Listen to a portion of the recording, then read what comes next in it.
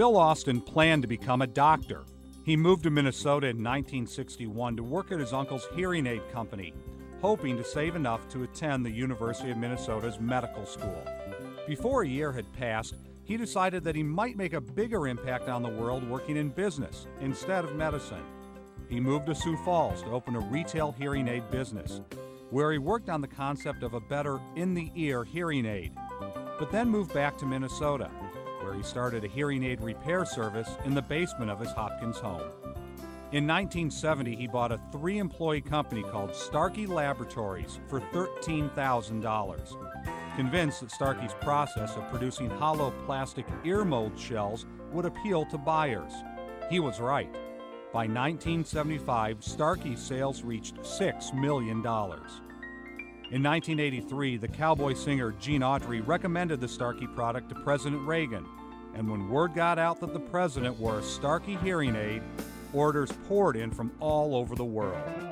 At first, the company was overwhelmed, but by 1989, Starkey had become a $161 million company.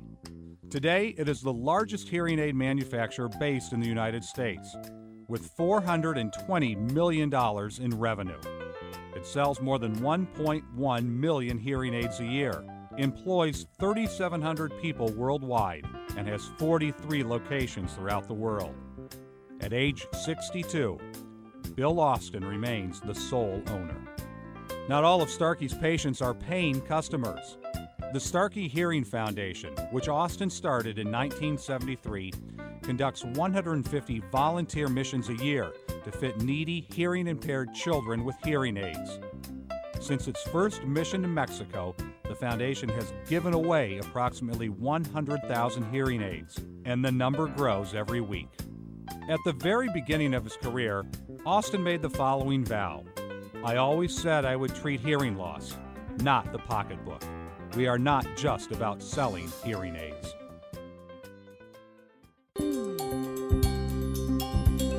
At age 43, Tom Gygax received what he calls a 3-ring wake-up call.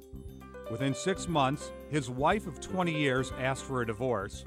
He found a cancerous lump in his throat, and Tires Plus, the 30-store tire retailer that Gygax and partner Don Gullett had started 13 years earlier, was drifting into slow decline.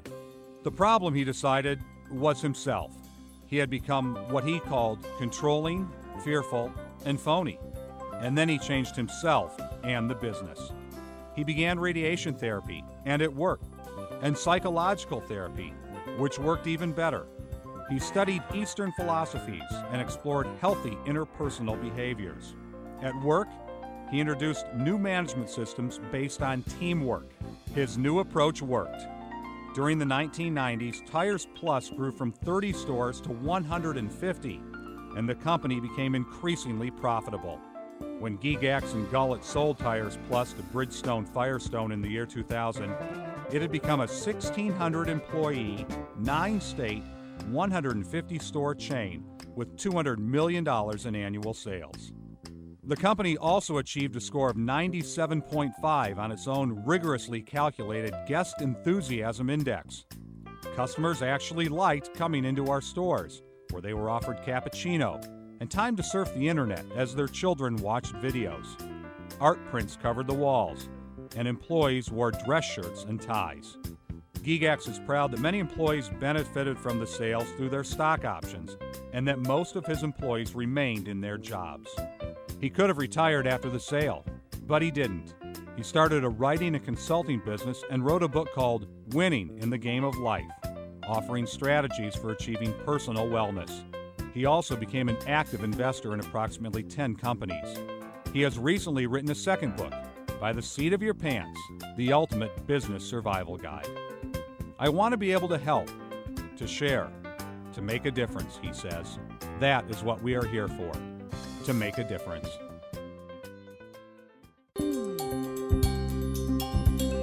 Richard McNamara grew up poor. His nickname, Pinky, came from his government-issued red corduroys that turned pink from constant wear and washings. He points out that poverty doesn't keep you from kicking, running, or jumping. It didn't keep him from becoming a University of Minnesota football star or one of the greatest turnaround investors in Minnesota's history. His career had a conventional start. In a sales and marketing job for a major grain company, he grew tired of it and bought his first business in 1968. It was a troubled plastics company that is now one of the nation's largest fabricators of industrial thermoplastics. It was the beginning of a 35-year career of buying bankrupt or foreclosed upon small businesses and resurrecting them. McNamara's official title is CEO of Avatar, a 600-employee, $100 million holding company that he started in 1995. Activar, the Spanish name for catalyst, is comprised of 14 private companies in fields of plastics, construction supply, and industrial manufacturing, of which McNamara is sole owner, plus 2 public companies in which he is the largest shareholder, Magstar Technologies in Hopkins and the Ramage Corporation in Edina. He has never had partners, co-investors, or an office. Throughout his career, he would show up at a company he had purchased, work until it got back on its feet, and then move on to a new challenge. At one point, he owned and directed 25 companies at the same time. He says he liked that, quote, everything that happened to me or for me was because of me. He does value advice, however. 2 of McNamara's advisors at the University of Minnesota lived to see the College of Liberal Arts Advising Center named after them, thanks to a $3 million gift from McNamara in 1993. 6 years later, a $10 million gift from McNamara helped build the McNamara Alumni Center at the University of Minnesota Gateway. He says the motivation for the gifts was simple. I've tried to pay back the folks who've helped me the most. John Pellegrin has been called a paragon of marketing and a creative wizard. His marketing coups are legendary. He is the person behind Dayton's Santa Bear and the Sign of the Times campaign for Target, which transformed the company's bullseye from a mere logo into an icon of branding. And no, that's not all. When Pellegrin moved to Minneapolis in 1971 to become vice president of sales promotion at Dayton's, his combination of advertising expertise helped push Dayton's to the forefront of retail innovation. The Boundary Waters marketplace of private label merchandise was a hit. So were other branding efforts, and so was the Bear, with 3.5 million sold to date. When Pellegrin transferred to Target in 1988, he was ready to make some much-needed changes. At the time, Target was a distant third behind fellow discounters Kmart and Walmart. That was unacceptable. We wanted Target to be the Bloomingdale's at Walmart prices, he says. He and his team cultivated a hip, fashion-forward image for Target. They introduced upscale advertising campaigns that featured Aretha Franklin, Garth Brooks, Amy Grant, and Robert Redford.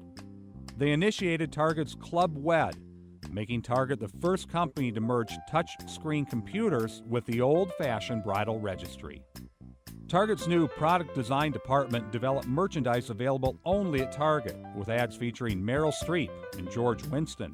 When it was almost unheard of for great designers to work with a discount operation, Pellegrin hired Michael Graves to design see-through scaffolding for the restoration of the Washington Monument, a project heavily funded by Target, which now exclusively carries Graves' product lines.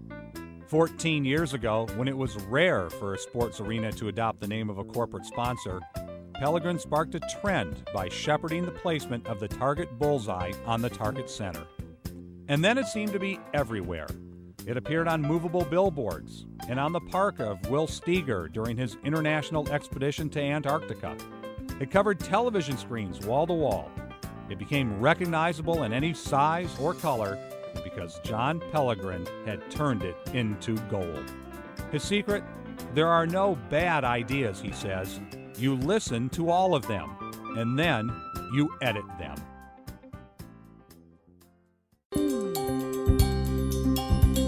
The Spargo companies were built slowly, one opportunity at a time, beginning 50 years ago this summer. Home from the Korean War, Bob Spargo hoped to buy into his father's hatchery business in Jewell, Iowa.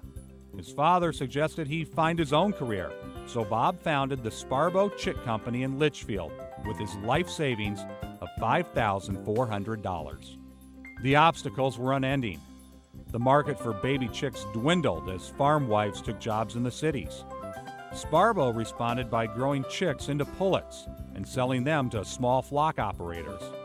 When disease and transportation problems hampered the operators, Spargo moved into contract egg production.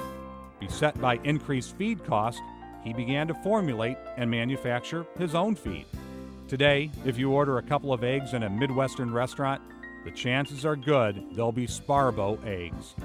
Spargo Farms, headquartered in Litchfield, Minnesota, is the 5th largest egg producer in the United States, selling more than 200 million dozen eggs a year to food service companies, grocery distributors, retailers, and the military.